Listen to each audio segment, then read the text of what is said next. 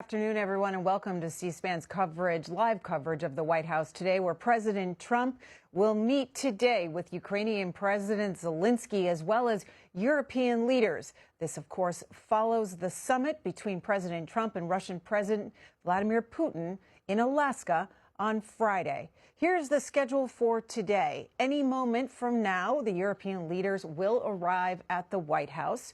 And then at 1 p.m. Eastern Time is when we expect the Ukrainian leader, Mr. Zelensky, to arrive. Around 1:15 p.m. Eastern Time, President Trump will meet with Zelensky in the Oval Office, the second time the two will be in that room since February meeting when there were heated exchanges. And then at 2:30 p.m. Eastern Time, President Trump will gather with EU leaders for what they call a family photo. And then all parties will gather together again in the East Room at the White House at 3 p.m. Eastern Time, again to discuss a possible end to the Russia-Ukraine war. It's a scrum as they get established inside the room. You can see they need to get their microphones set, their cameras set. Let's listen in.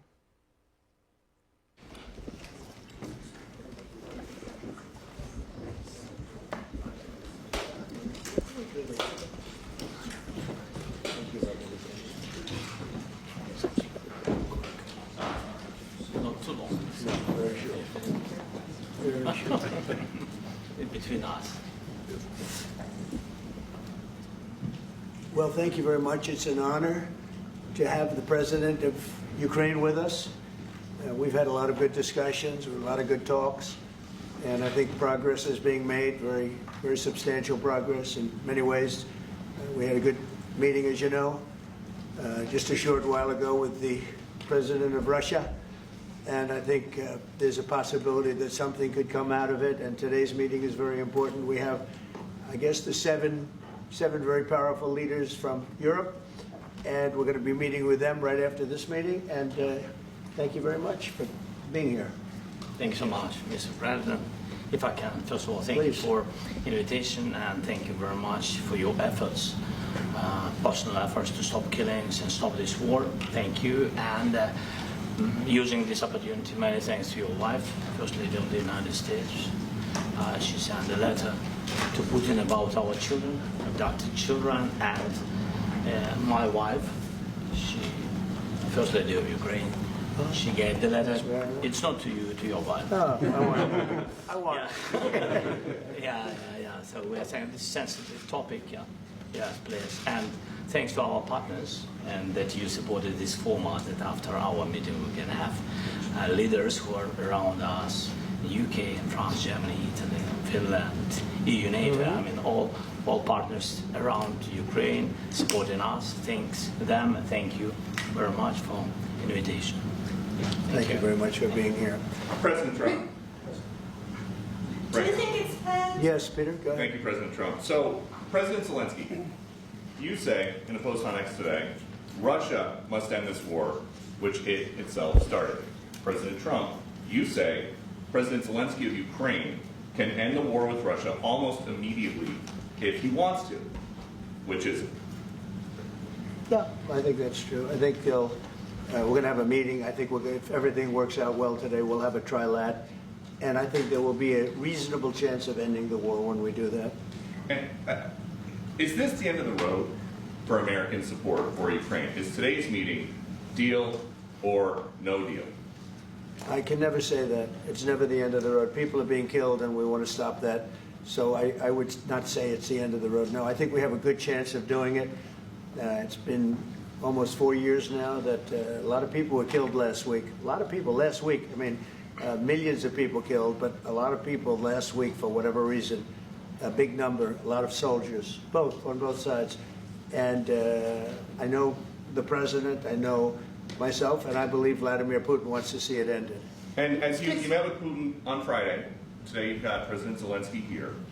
As you listen to Russia and Ukraine, which side has the better cards? Well, I don't want to say that. I'm just here to be. Look, this isn't my war. This is Joe Biden's war. He's the one that had a lot to do with this happening, and we want to get it ended. And we want it to end good for everybody. We want it to end good. The people of Ukraine have suffered incredibly. And to that point, President Zelensky, are you prepared to keep sending Ukrainian troops to their deaths for another couple years, or are you going to agree to redraw the maps?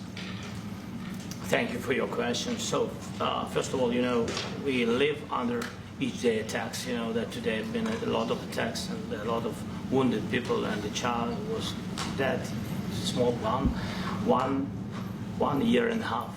So we need to stop this war, to stop Russia, and we need support, American and European partners. And we will do our best for this. So, and I think we show that we are strong people, and we supported the idea of the United States, of personally of President Trump, to stop this war, to make a diplomatic way of finishing this war, and we are ready for trilateral, as President said. This is a good signal about trilateral. I think this is very good.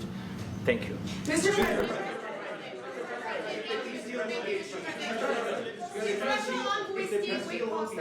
Yes. If the peace deal will be achieved, are you going to be willing to send American peacekeepers to Ukraine? Well, we're going to work with Ukraine. We're going to work with everybody, and we're going to make sure that if there's peace, the peace is going to stay long-term. This is very long-term. We're not talking about a 2-year peace and then we end up in this mess again. We're going to make sure that everything's good. We'll work with Russia. We're going to work with Ukraine, and we're going to make sure it works. And I think if we can get to peace, it's going to work. I have no doubt about it.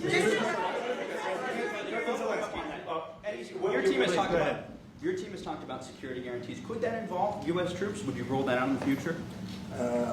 We'll let you know that maybe later today. We're meeting with 7 great leaders of great countries also, and we'll be talking about that. They'll all be involved, but there'll be a lot of help. When it comes to security, there's going to be a lot of help. It's going to be good. They are first line of defense because they're there. They're Europe. But we're going to help them out also. We'll be involved. Yes. Vladimir Putin mentioned that the war will not end without addressing the root causes of this war. Have you had an understanding what are the root causes of this war? Well, look, the war is going to end.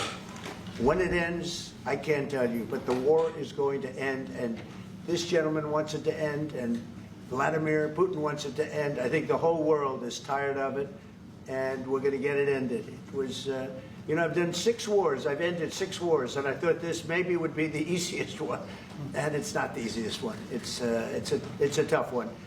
A lot of reasons for it, and they'll be talking about it for a long time. But they'll be talking about the others. Look, India, Pakistan. We're talking about the big places. When you look at, you just take a look at some of these wars. You go to Africa and take a look at that. Rwanda and the Congo, Republic of the Congo. That's been going on for 31 years. And so we've done a total of 6, and we really have 6, not including the fact that we obliterated, and it turned out to be a total obliteration, the nuclear, as you said, the future nuclear capability of Iran. And this one, I think we're going to get solved also. I feel confident we're going to get it solved. Thank you, Mr. President. Can you tell us about your conversations with European leaders and what they need to see to support an end to the war? Yeah, well, we're going to be meeting with a great representative group and 7 very powerful, very big countries and great people, all friends of mine and friends of yours. And we're going to have some suggestions made. They want to see peace. They would like to see peace. President Trump, In the red. President Trump, do you think it's fair for Ukraine and for Russia to achieve a lasting and durable peace if Ukraine cedes its territories that Russia hasn't yet conquered? Do you think it's a fair peace for Ukraine? We're going to have a lasting peace. Just to answer the first part of your question, we're going to have a lasting peace. I hope it's going to be immediately. I hope it doesn't have to go on. And I think people of the whole world is going to be very happy when that's announced. Mr. President, you posted on social media, Mr. President, a very touching letter from the First Lady. And the letter was hand-delivered to President Putin. And it calls for an end to the war, essentially, because of the children and the children's future. Why did the First Lady feel that letter was necessary? Was it because she believes that Mr. Putin is the aggressor in the war?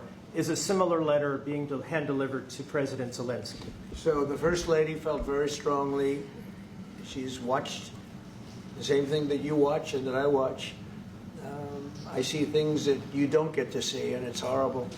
But when she's got a great love of children, she has a wonderful son that she loves, probably more than anybody, including me. I hate to say it, but she loves her son. She loves children, and she hates to see something like this happening. And that goes for other wars too. I mean, she sees the heartbreak, the parents, the funerals that you see on television. Always funerals. We want to see something other than funerals. No, she felt it was a beautiful letter. It was very well received by him, and she did ask me to say, you know, she would love to see this end. She would love to see it end, and she says it very openly, very proudly, and with great sorrow because so many people have been killed. Mr. President, last week, Brian, go ahead, Brian. Yes, sir. I've got a question for each of you. Yes. First of all, Mr. President Zelensky, you look fabulous in that suit. I said the same thing. Yeah, you look good. I said the same thing. Yeah, looks good on I you. said to the one that attacked you last time. See, now he's I remember that. Yeah, I apologize to you. You look wonderful. No, my first question for you, President Zelensky. In the same suit. You see, I changed, you are not. Maybe yours is much better. Real quickly, upon peace, God willing we get peace, are you open to holding an election in your country? Yes, of course. We are open for election, yes. We have to do safety circumstances, and a little bit we need to work in the parliament, because during the war you can't have elections, but we can do security. We need, maybe, how to say, we need a truth, yes, everywhere, in the battlefield, in the sky, and the sea, yeah, to make possible for people to do democratic, open, legal elections. So you say during the war you can't have elections. So let me just say 3.5 years from now, so you mean if we happen to be in a war with somebody, no more elections. Oh, that's good. I wonder what the fake You like this idea? Yeah. No. Speaking of news, I got a question for you. This sounds insane for me even to ask this, but do you think the American media really doesn't even want a peace deal because they've been so critical of you every step of the way as you lead the charge for peace? It's an amazing phenomenon. I said that if in the settlement you got Moscow, St. Petersburg, and thousands of miles around them, they would say, I made a bad deal. The level of hatred and animosity is incredible. Not with all. I mean, we have great people up here. We also have terrible people up there that I think are told what to say. But, you know, in solving all of these wars, they don't even write about it. You know, I saw major wars. I saw wars that have been going on for 31, 35, and 37, and a couple of quicker ones. One that was going to go into a full-blown deal very quickly. You know what the one I'm talking about. It was a big one. But they don't even write about that. No matter what I do, no matter what, and you know, this is not anything to do with you. It's probably to your advantage in a certain way. But no matter what I do, no matter what deal I make, from my standpoint, you'll come out good. Maybe President Putin will come out good. But they'll say, Trump was absolutely horrible. It's just that, and I've lived with that for a long time. I've lived with it since just before the first election. I used to get great publicity. Now I get the worst publicity anyone's ever gotten in office, but I won in a landslide, so that people understand. They're the only ones that count, ultimately. But I've also had great reporters. I've had journalists that are very good. But it's very sad when you do the right thing. As an example, they said, because of the fact that Vladimir Putin came to American soil, this was a tremendous defeat for Donald Trump. No, it was really wonderful that he did it. It was a hard thing for him to do, to be honest with you. It was the opposite of what they said, but they said it. Now, if he didn't come, they'd say that was also bad for Trump. You know, there's no way. And there's just a great dishonesty of the press, and I think that's why it's lost its credibility. You know, its credibility is at an all-time low. We have a thing going on right now in D.C. We went from the most unsafe place anywhere to a place that now friends are calling me up, Democrats are calling me up, and they're saying, sir, I want to thank you. My wife and I went out to dinner last night for the first time in 4 years. And Washington, D.C. is safe. And you did that in 4 days. I'll tell you, it's safe. I had another friend of mine. He has a son who's a great golfer. He's on tour. And he came in 4th yesterday in the big tournament where Scotty Scheffler made the great shot. And he said his son is going to dinner in Washington, D.C. tonight. I said, would you have allowed that to happen a year ago? He said, no way. No way. He said, what you've done is incredible. And I think the people realize it. But the press says, he's a dictator. He's trying to take over. No, all I want is security for our people. But people that haven't gone out to dinner in Washington, D.C. in 2 years are going out to dinner. And the restaurants the last 2 days were busier than they've been in a long time. Thank you. I walked around yesterday with MTG. If you could walk around with D.C. with MTG and not be attacked, the city is safe. Yes. Thank you, Mr. President. Last week you warned of what you called severe consequences if a 30-day ceasefire or any type of ceasefire were not agreed to by Russia. Will there be severe consequences? Does that change because you're I don't meeting think you with need a President ceasefire. You know, if you look at the 6 deals that I settled this year, they were all at war. I didn't do any ceasefires. And I know that it might be good to have, but I can also understand strategically why, well, you know, one country or the other wouldn't want it. You have a ceasefire and they rebuild and rebuild and rebuild, and, you know, maybe they don't want that. But if you look at the 6 deals that we made peace and you know, long-term, long-running wars, I didn't do any ceasefires. Would I like the concept. You know, I like the concept of a ceasefire for one reason, because you'd stop killing people immediately, as opposed to in 2 weeks or 1 week or whatever it takes. But we can work a deal where we're working on a peace deal while they're fighting. They have to fight. I wish they could stop. I'd like them to stop. But strategically, that could be a disadvantage for one side or the other. But all of these deals I made without even the mention of the words ceasefire. Can you explain the decision to offer Ukraine Article 5-like security guarantees, but stop short of pushing for their full membership? Yeah, well, we haven't done anything on that yet. If you look back and you go back long before President Putin, it was always a statement that they would never allow Ukraine into NATO. So that was a statement that was made, but we haven't discussed any of that yet. We're going to be discussing it today. But we will give them very good protection, very good security. That's part of it. And the people that are waiting for us, they are, I think they're very like-minded. They want to help out all. Thank you, President. Thank you, President Trump. Are you disappointed there's no The ceasefire, Mr. President? The United States has already given hundreds of billions of dollars to this war effort in Ukraine. Biden. At best, it is a stalemate, and the killing continues. So, President Trump, how much more is the United States willing to give Ukraine? And President Zelensky, how much more do you want? Well, I'll start off just by saying we're not giving anything now. We're selling weapons. This is something before, I guess the number is well over $300 billion. That was under Joe Biden, a corrupt politician, not a smart man, never was. By the way, go back 40 years, he was not a smart man 40 years ago either. But now he's in particular bad. This was done by a corrupt administration that shouldn't have been in, and frankly, if the right results of the election were given, if I were president, this war would have never taken place, and he would have been very happy, because he would have liked to have seen. I mean, they went through hell. He went through hell. This war would have never happened, and the people that were killed, a couple of million people, a lot of people with soldiers and everything else, and the people that have been displaced and forced into other areas and other countries because of what's happened, none of that would have happened. And I'm just saying that he was a horrible president, whether it was the borders or this.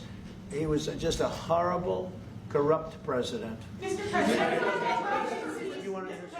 I can. Thank you so much. So, first of all, we have possibility now to buy weapons from the United States. We are thankful for this program and this opportunity. We are thankful for Europe. They pay for this. And through NATO program, for example, Pearl. and etc. We have some programs where we can have some money to finance this, and this is a part, I think, it's not a part for the war and to defend us. It also will be a part for security guarantees, to strengthen our army, to rearm Ukrainian army. This is very, very important. And it depends how much money we need to rearm. For example, the question of air defense, we spoke about it with President Trump, and I'm happy that we have now bilateral decisions and we work on it with production, American production. Nobody in Europe has so many air defense like Patriots, for example. We need it very much, and this is also about defending. I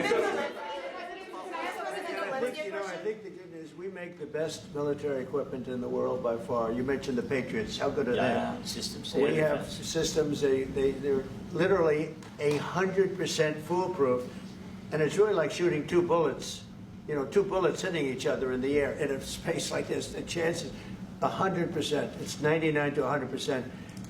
So we sell the equipment to NATO, and NATO does what, I don't know what the arrangement is that you have with, but I know that they want you to have the equipment. And we're getting the best equipment in the world, but they pay us for the equipment. Under Biden, it was just crazy what was going on.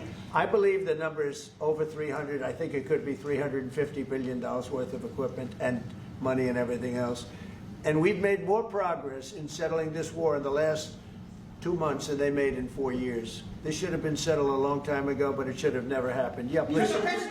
Real quickly, you pushed out on social media. Brian, go first. You pushed out on social media about doing away with mail-in ballots and potentially electronic voting machines. Can you expand on that and how important Well, that is? that's a very off-topic, just really quickly. Mail-in ballots are corrupt.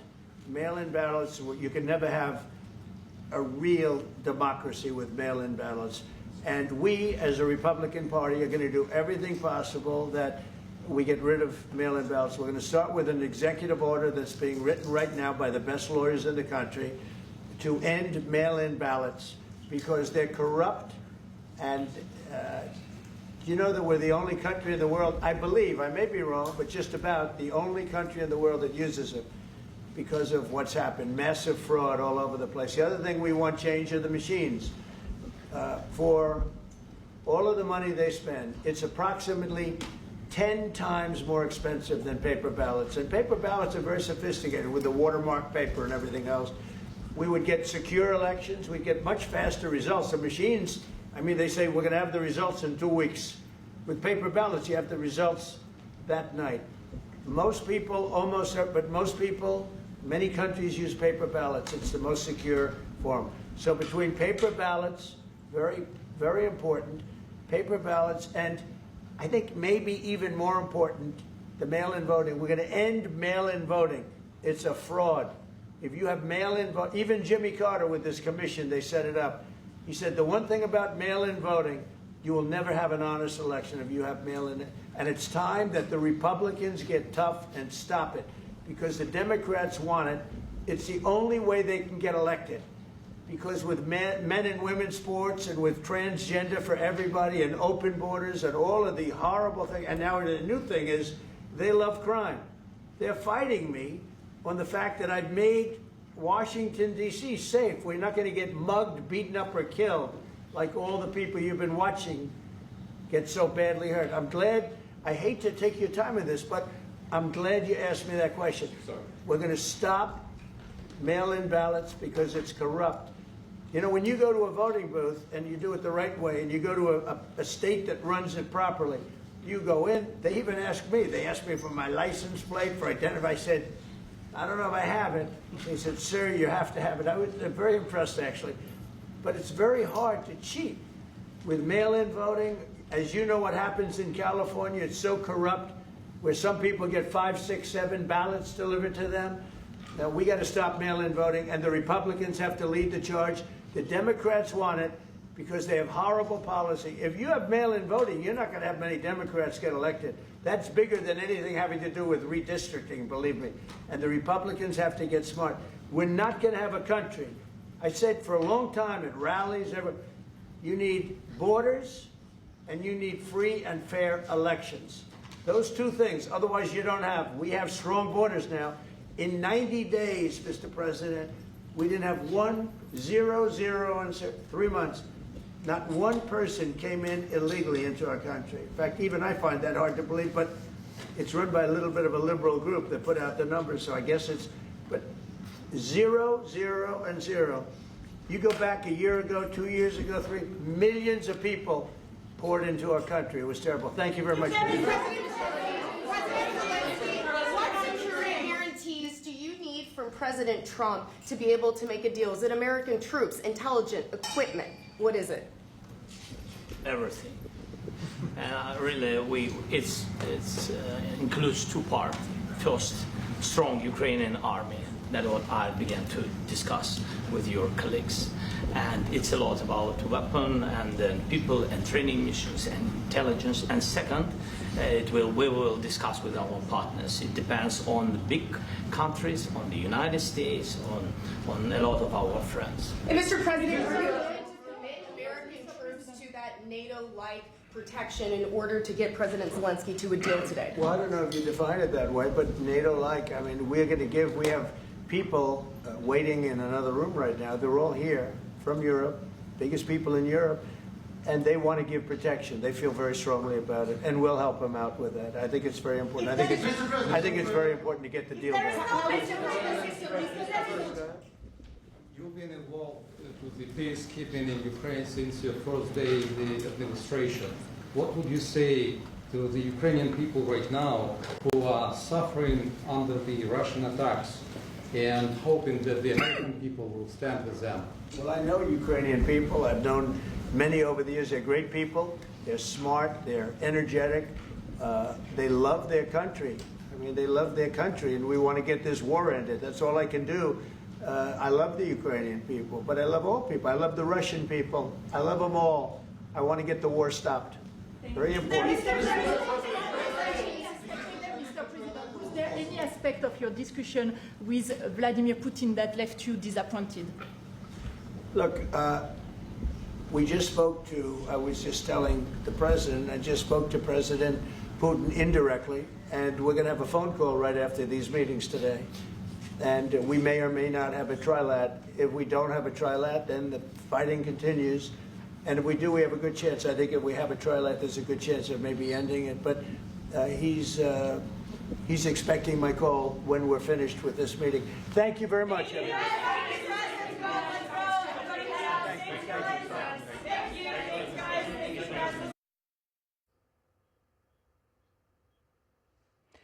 President Trump and Ukrainian President Mr. Zelensky in the Oval Office earlier this afternoon ahead of a multilateral meeting with the two of them and European leaders all gathered at the White House today. Welcome back to C-SPAN's live coverage of this historic meeting at the White House today between President Trump and Ukrainian President Mr. Zelensky. On your screen is a live shot inside the White House at the Cross Hall. In the White House, you can see the 7 flags from the European leaders along with the U.S. flag all lined up there. We are expecting any moment the president to come out with those 7 European leaders and line up for a photo. They call it a family photo, and we'll be live with that as well here on C-SPAN. Following the family photo, then, the White House is preparing for a multilateral meeting between the 3 parties. They will meet in the East Room. And the press will get another opportunity to potentially ask questions of all those gathered in the East Room at the White House. That is slated for 3 p.m. Eastern Time, and we'll be live with that as well. Then there will be a closed-door meeting between the president, Mr. Zelensky, and the European leaders, as all of them try to forge a path forward for a peace deal between Russia and Ukraine. What is the White House hoping for? They are hoping for, after today, a trilateral meeting between Mr. Putin, Mr. Zelensky, and President Trump.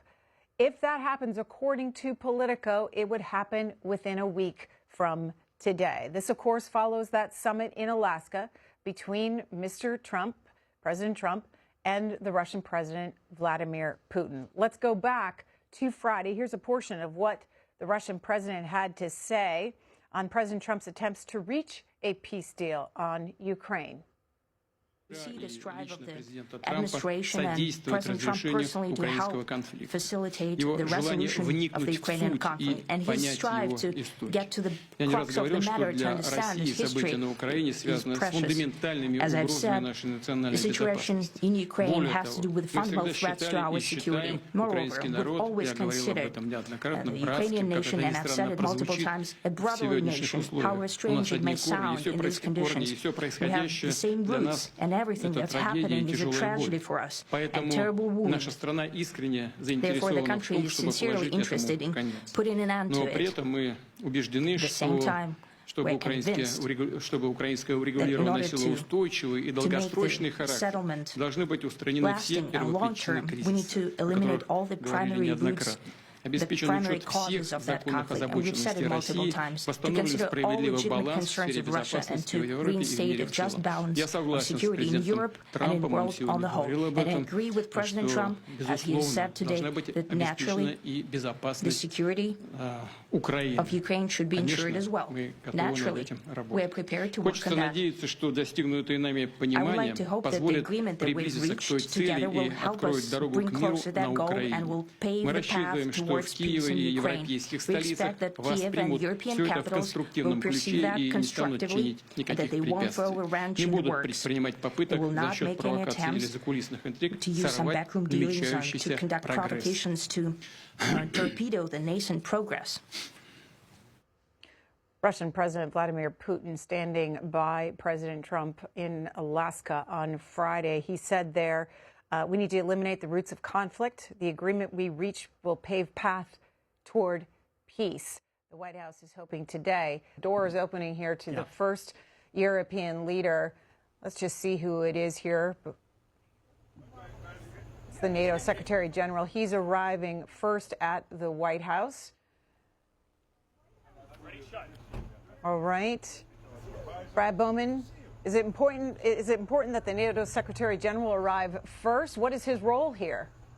I spoke to, here, let's look at what's happening here at the White House now. We've got the president along with Mr. Zelensky. They've left the West Wing. Let's listen in and watch here. Now understand.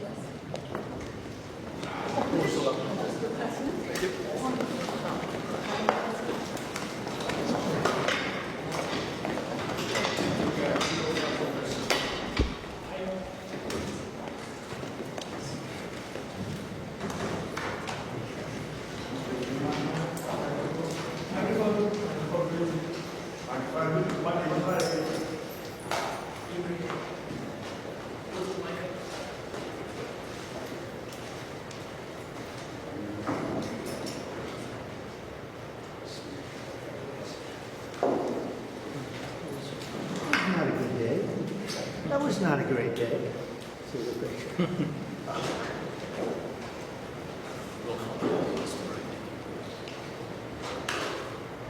Is everything okay? You all set? Thank you very much. Thank you very much.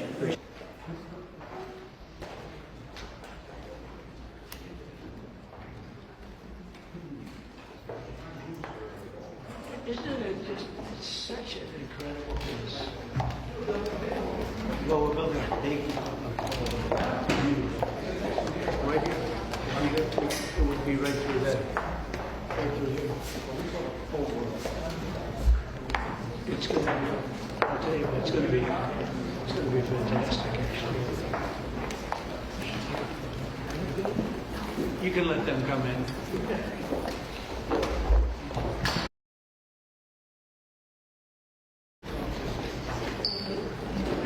Please, come on in.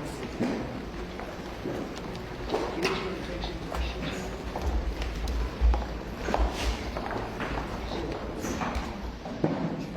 Hi, Mark.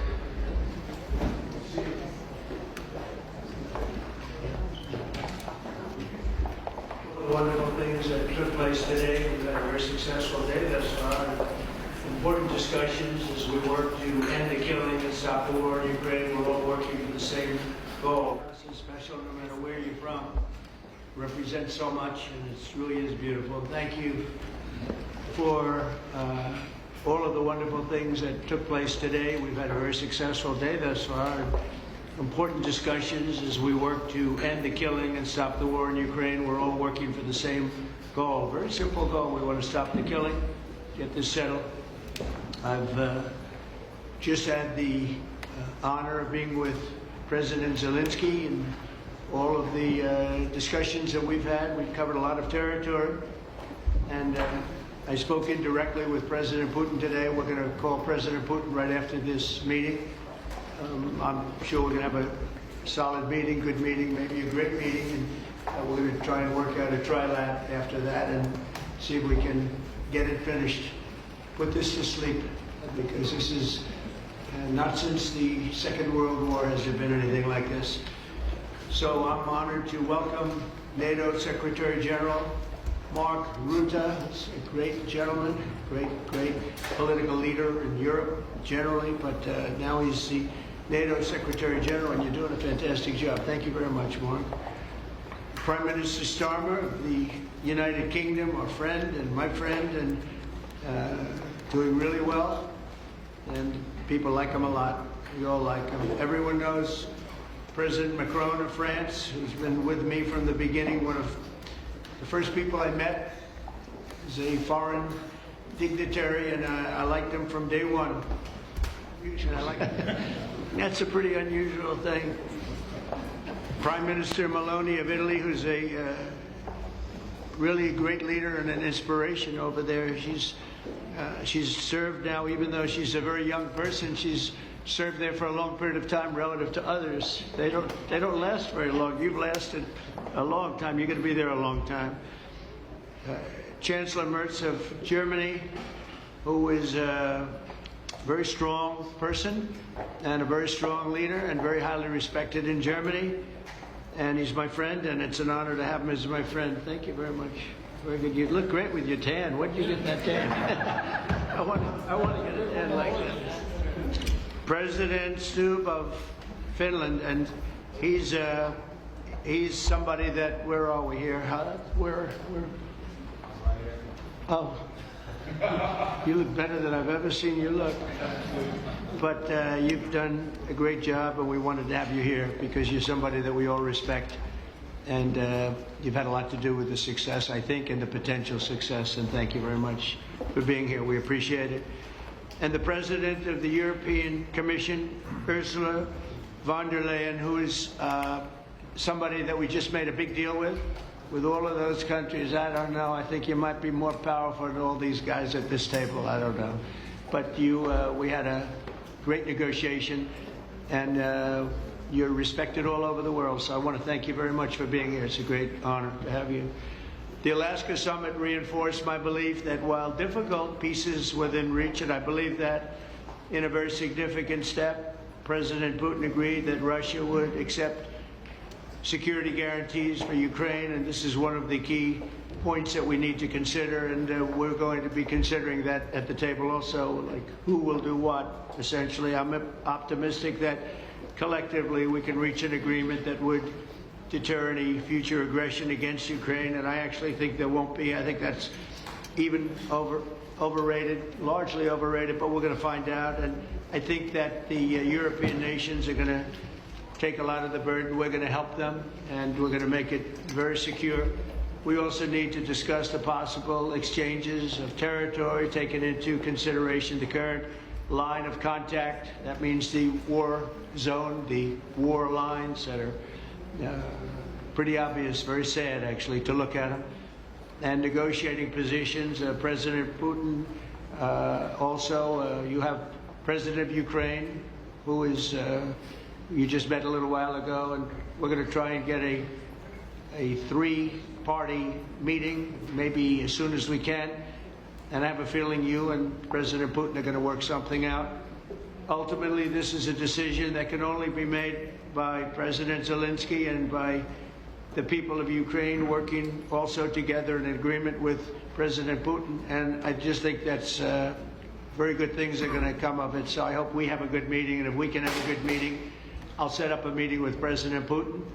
And if you'd like, I'll go to that meeting. And not that I want to do that, but I will do that because we want to save a lot of people from dying. A lot of people are dying, and we got to save them. Got to save it. 5,000, 6,000, 7,000 people sometimes a week. All of us would obviously prefer an immediate ceasefire while we work on a lasting peace, and maybe something like that could happen. As of this moment, it's not happening, but President Zelensky and President Putin can talk a little bit more about that. You know, in the 6 or so wars that we stopped, we haven't had a ceasefire, and so I don't know that it's necessary. You can do it through the war, but it would be, I like the ceasefire from another standpoint. You immediately stop the killing. But I believe a peace agreement at the end of all of this is something that's very attainable, and it can be done in the near future. With all of the wars that I got involved in, we only have this one left. Of course, as I walk out the door, there'll probably be a new one starting, and I'll get that stopped too. But I thought this was going to be one of the easier ones. It's actually one of the most difficult. They're very complex. The next step would be for a trilateral meeting, and that will be worked out, and I just look forward to working and having a great result. We're going to spend a lot of time today talking about, and we're really honored you guys came over. I mean, these are the heads of major countries, and respected all over Europe, and they speak for, largely I think I should say, but pretty much for the other countries of Europe. And we will come to a resolution today, I think, on almost everything, including probably the security. And that's pretty much the story. I'd like to say, Mr. President, would you like to say something? You have the media. If you want, you could come over and you could stand, you could use mine, or you could just turn around, whichever you feel comfortable with. Thank you so much. I can speak without microphone. Thank you so much. I think that we had very good conversation with President Trump. Very good. And it really was the best one. Or sorry, maybe the best one will be in the future. But it was really good. And we spoke about very sensitive points. The first one is security guarantees. And we are very happy with President that all the leaders are here, and the security in Ukraine depends on the United States and on you and on those leaders who are with us in our hearts. They have been online before yesterday, and etc. So a lot of countries on the side of Ukraine, our people, and all of us want to finish this war, stop Russia and stop this war. We spoke about it, and we will speak more about security guarantees. This is very important that the United States gives such strong signal and is ready for security guarantees.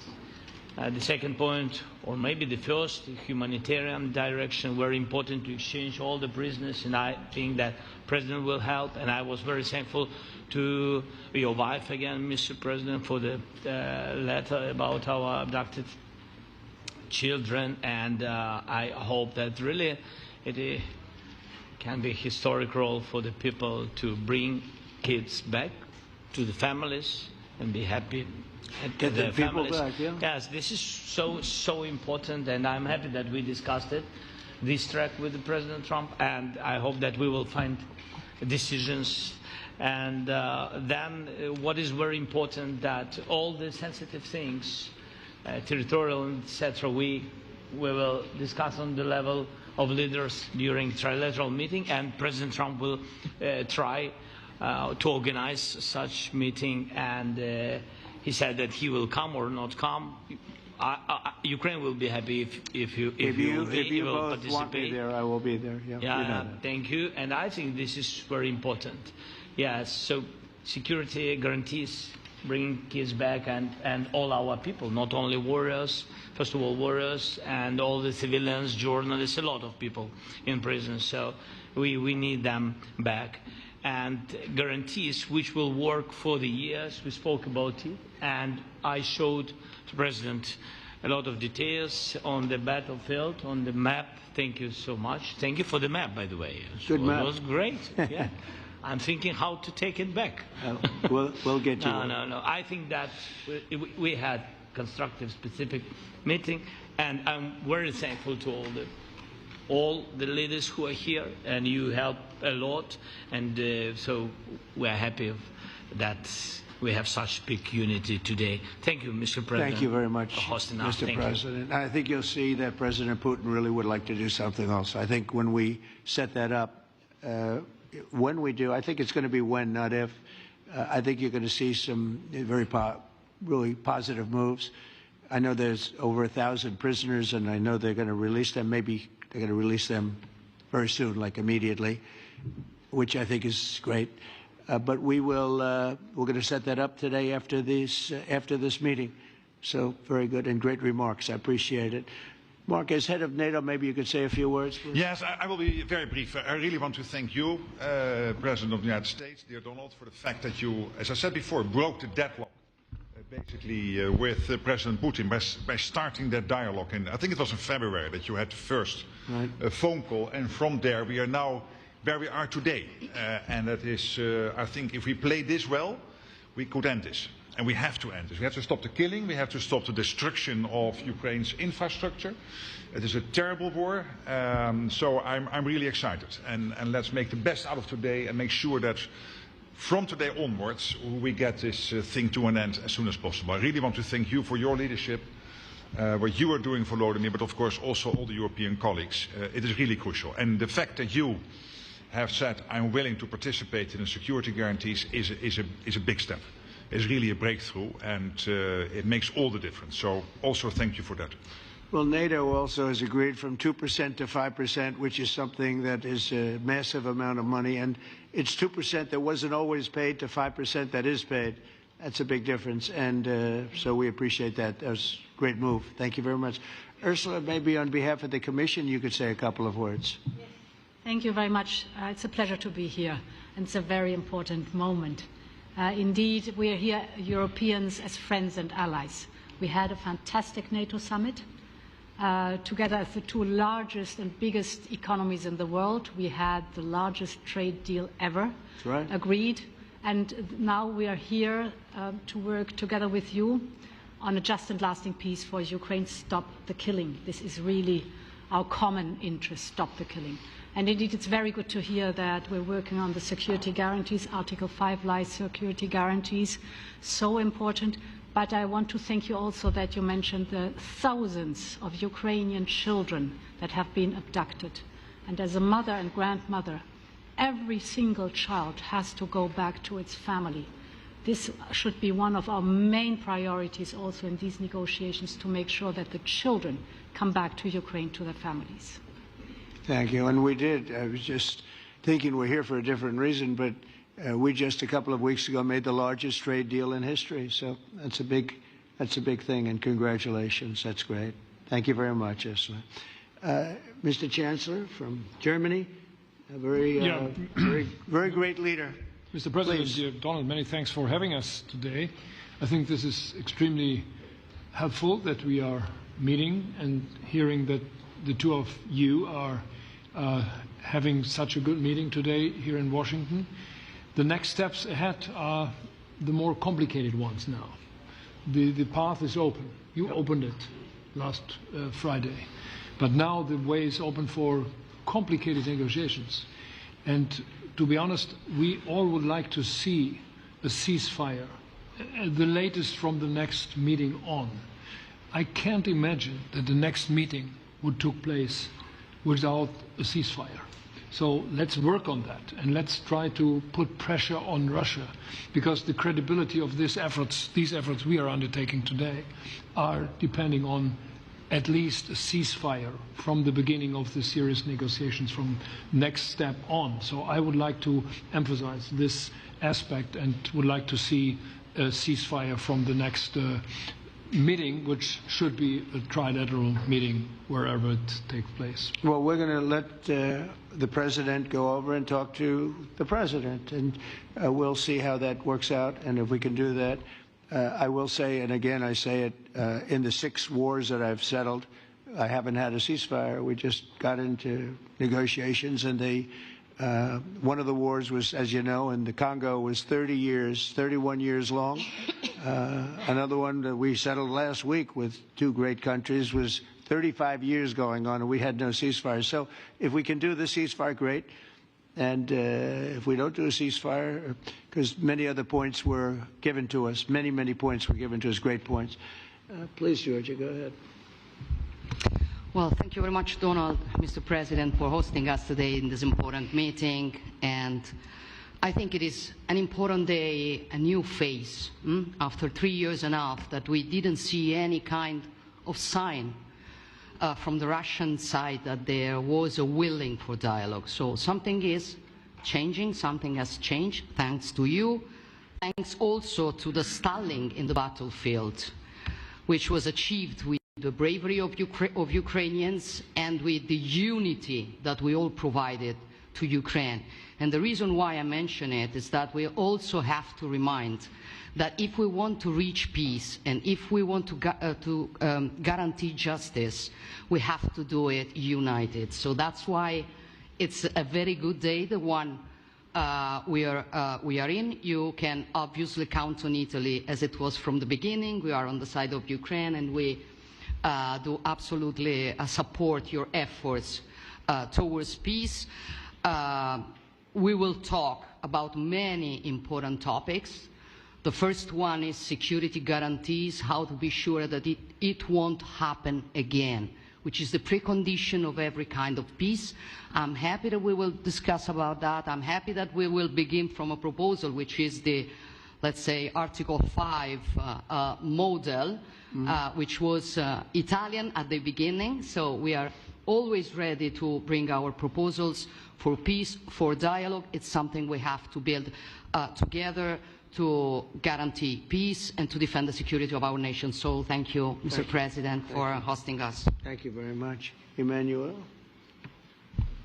Thank you, Mr. President, for organizing this meeting and for your commitment. And everything was said, but I just have to say here, everybody around this table is in favor of peace. And we work very hard, and we've worked very hard during the past few years to have a peace which is a robust and long-standing peace. This is why the idea of a trilateral meeting is very important, because this is the only way to fix it. And by the way, I think as a follow-up, we would need probably a quadrilateral meeting, because when we speak about security guarantees, we speak about the whole security of the European continent. And this is why we are all united here with Ukraine on this matter.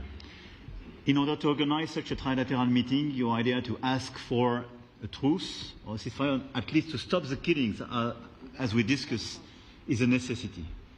And we all support this idea. And in order to have such a long-standing peace for Ukraine and for the whole continent, we do need the security guarantees. And the first one is clearly a credible Ukrainian army for the years and decades to come.